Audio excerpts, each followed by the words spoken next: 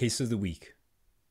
What will cause a 6-year-old to be losing his mind, to be highly, highly impulsive, to be highly distractible? The kid that just can't sit still, just constantly going, but not just can't sit still, just constantly reacting, having tantrums and meltdowns, and just being very dysregulated is probably the best way to put it. Across the board, from attention to focus, to controlling his body, to moods.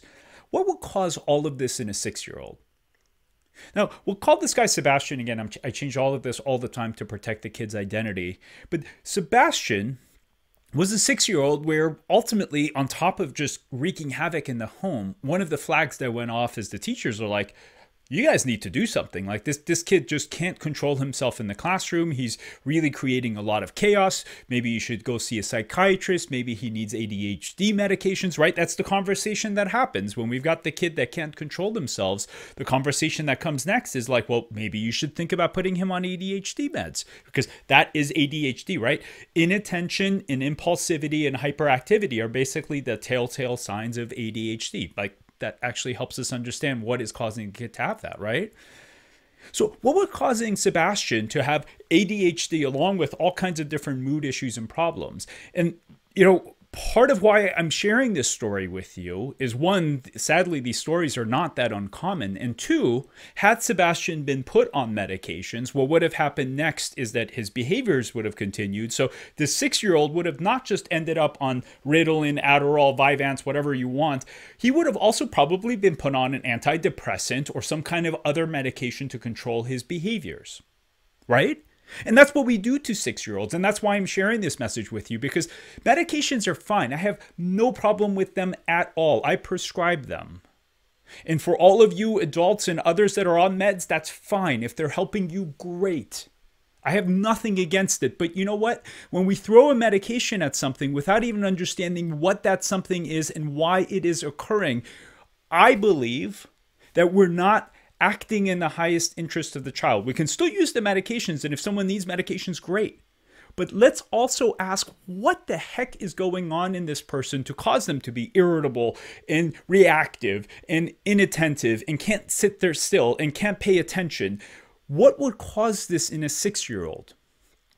Well, in the case of Sebastian, there were also a few other things going on. One, he was having random belly pains, not all the time, but at least a few times a week, where he's just like, ow, my stomach hurts. And the other thing that was really weird about Sebastian is, on occasion, rarely, but on occasion, he would be like, Mom, my elbow hurts. And she just thought like, oh, he was just playing too hard and he probably banged in something, but it had gone on for months, all of this. So we did some blood work on Sebastian. And what we actually found was that his system was highly, highly, highly, highly inflamed. He had anti-nuclear antibodies, which are basically a sign of, in adults, we use it to check for lupus. In kids, I just check to see how messed up is their immune system. Like, is their immune system going upside down and is it ready to start attacking stuff? Anti-nuclear antibodies can help us kind of get a gauge of like how messed up or dysregulated is his immune system. We checked this thing called the SED rate, ESR, and his SED rate was elevated. It wasn't scary elevated to the point where you're just like, oh my God, he needs to go to the emergency room, but it was elevated. This kid was inflamed. His entire body was inflamed. His brain was inflamed. And you know what? When you have inflammation, one of the things that happens, and it's very, very indicative of an inflammatory response, kids that are aggressive, kids that are intensely impulsive, they're just like want to explode. That explosiveness is typically an inflammatory process, whether it's Lyme, mold, Bartonella, mycoplasma, viruses, food, anything that causes inflammation to this thing causes this weird explosive tendency, which is one of the things that tipped me off, along with his belly pains and joint pains. So we ultimately decided to, without doing a lot of fancy testing, we just decided to take Sebastian off gluten, dairy, and do some things to help calm down his gut.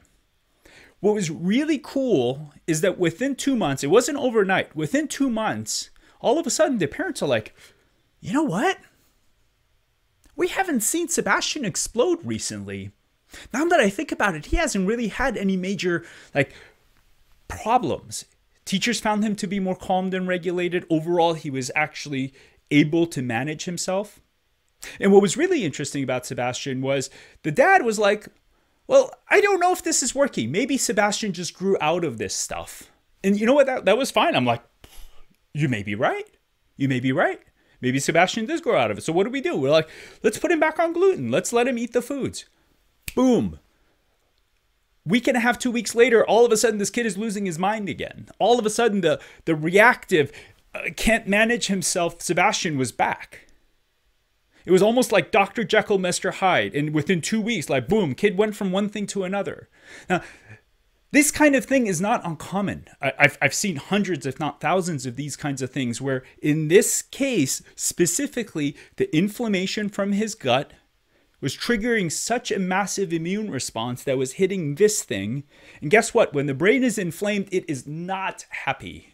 The brain does not like inflammation. It does not like inflammation. And there's all kinds of studies, sadly animal studies for the most part, where they've taken these poor animals and injected them with all kinds of different inflammatory compounds. And one of the things they found was that these animals were distracted. They were having trouble going through the mazes that they were able to go to before. Animals were starting to attack one another. They were showing signs of anxiety.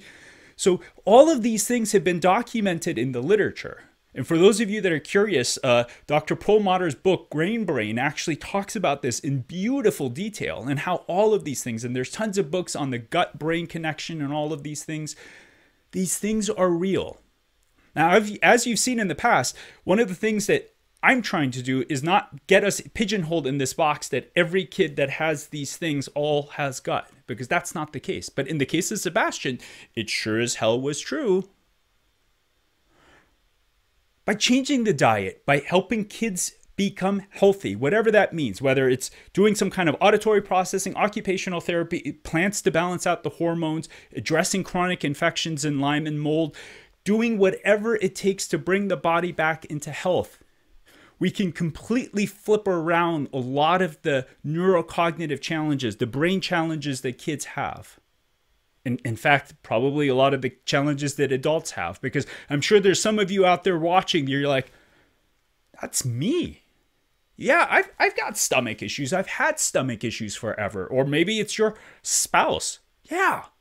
Or whomever. There's someone around. There's someone around that is showing this kind of presentation.